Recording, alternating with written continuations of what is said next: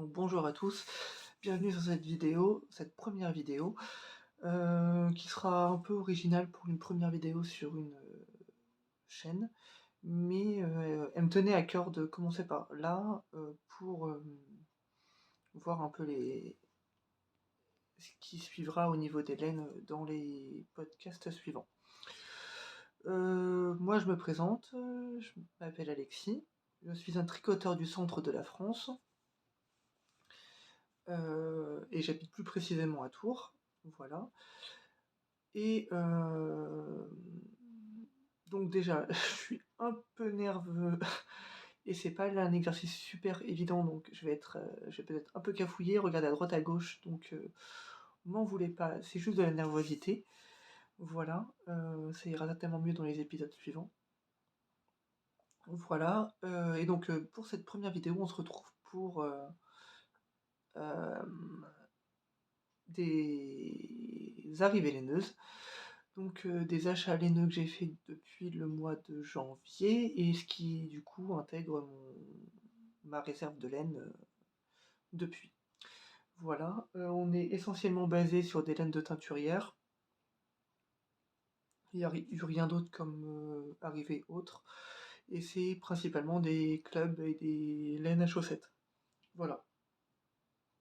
Donc, pour commencer, je regarde par là parce que du coup, là, il y a mon tas de laine, juste ici.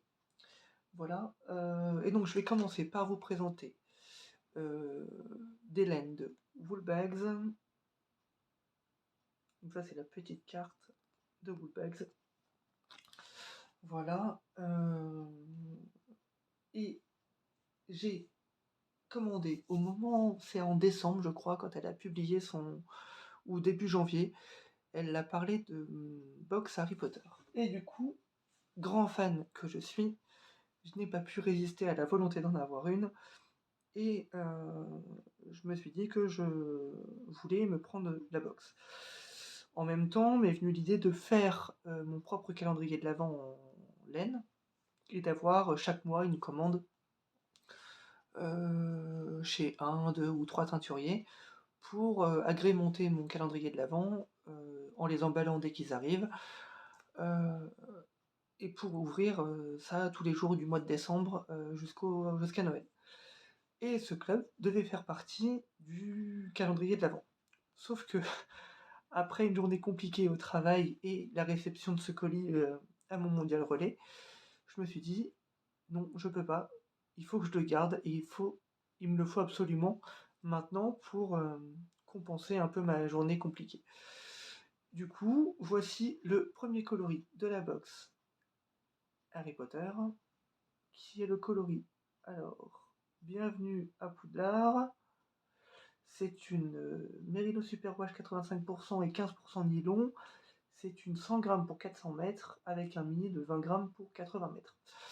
Donc c'est un beau beige, une base beige avec un coloris un peu marron, un peu jaune doré, qui m'a fait tout de suite penser à Gryffondor quand je l'ai vu. Et ici, il y a des touches de marron, etc. Et ici aussi qu'on retrouve à l'intérieur. Et avec un beau mini qui est en nuance de gris aussi. Voilà, un très très beau coloris. J'aime beaucoup. Voilà, j'ai clairement... je crois qu'il va pas tarder à monter sur mes aiguilles, celui-ci. Voilà, et même là, il y a un peu de gris aussi, je viens de le voir. Un peu de gris. Ouais. Donc il intègre mon stash pour... là, je viens de le recevoir il y a quelques jours, donc voilà. Avec, j'avais pris, il me semble, le format avec des goodies. Et du coup, il y a eu 2 anneaux marqueurs en forme de chaudron. Alors, je sais pas si vous verrez bien. C'est des petits chaudrons. Voilà, avec un anneau tout simple. Voilà. Et ensuite, donc il y en a 2, avec le même anneau. Voilà. Et en plus, il y avait... Je le remets là. Il y avait donc 2 anneaux marqueurs avec un mousqueton. Voilà, et en forme d'éclair. Du coup, pour celui que Harry a sur sa tête. Voilà, donc très joli marqueur aussi, j'aime beaucoup. Donc pareil, il y en a 2 aussi sur celui-ci. Voilà. Vous excuserez mes mains, mais abîmées par le travail, du coup. J'ai pas les mains très jolies. Voilà. Ça, et en plus, dedans, il y avait, alors ça, alors j'ignore à quoi ça sert, mais c'était avec un... Donc, ça.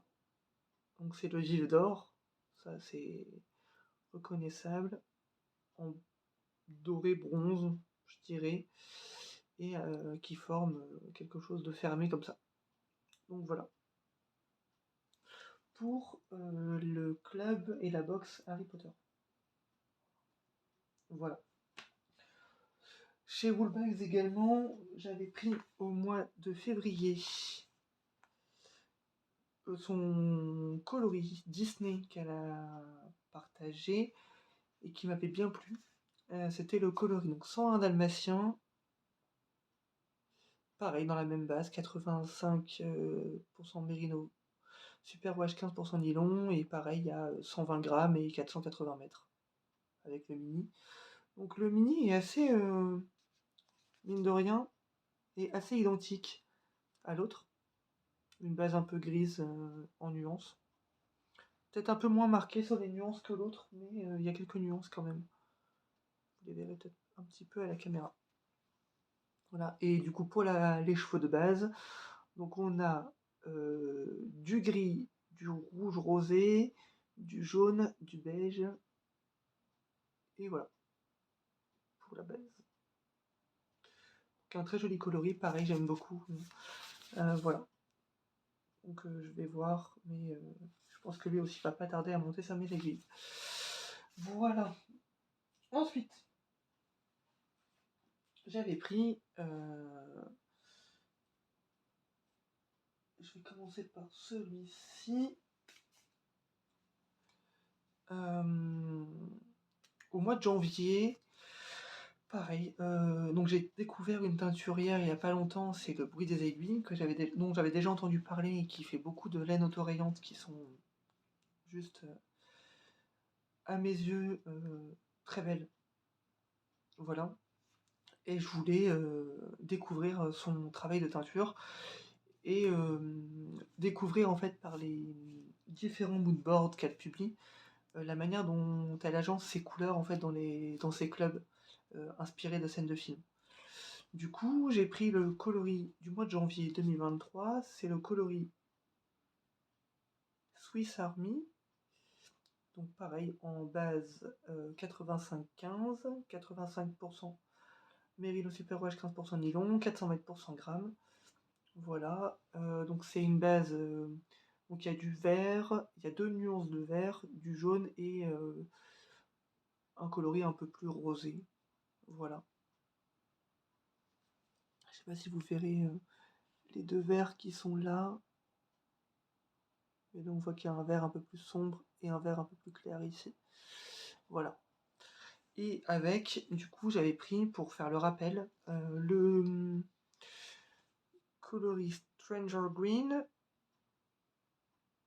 donc toujours 85-15, 80 mètres pour 20 grammes, et c'est du coup le coloris Stranger Green et le Bruit des aiguilles, avec son logo juste ici.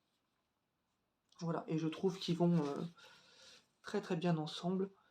Ça va faire un beau contrastant pour une paire de chaussettes. Donc voilà pour l'arrivée au mois de janvier. Et toujours dans la même teinturière, parce que quand on aime, on ne compte pas, ou en tout cas quand on commence à aimer ou à découvrir, c'est dur de s'arrêter. Pour faire un cadeau de Noël, j'ai pris le coloris Blade Runner 2049, toujours dans la même base, 85-15, 400 mètres pour 100 grammes. Ça, c'est le coloris du mois de février. Voilà, donc c'est une base, il y a du beige, du violet clair, un peu lavande. Il y a un bleu violacé, un bleu qui tourne un peu au violet, et le même rouge qu'on retrouve dans le coloris franc dalmatien. Voilà, et pour aller avec, elle avait mis un contrastant qu'elle a appelé du même nom, donc Blade Runner, qui est le même violet que celui qu'on retrouve à l'intérieur de l'écheveau, j'ai l'impression. Voilà, et du coup, toujours en 85-15, 80 mètres pour 20 grammes. Voilà pour les arrivées laineuses. Du coup, la quantité qui rentre dans ma réserve de laine, j'ai pas préparé, hein, donc c'est de l'improvisation, mais j'ai quasiment 500 grammes de laine, et je dois avoir 1000, un peu plus de 1000 mètres de... J'ai 1600, j'ai presque 1700, 1800 mètres de fil qui rentrent dans mon stash depuis janvier, sachant qu'il y a aussi un coloris que j'ai monté sur mes projets en cours, que vous verrez dans le podcast suivant. Voilà, un coloris de la Madeleine, le coloris du mois de janvier.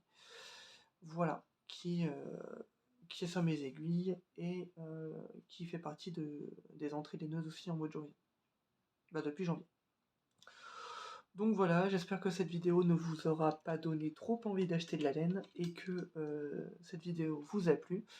Et on se retrouve lors d'un prochain épisode. Et cette fois, ça sera un épisode entre guillemets un peu plus classique, avec surtout un point sur mes encours pour le mois de mars. Allez, à plus!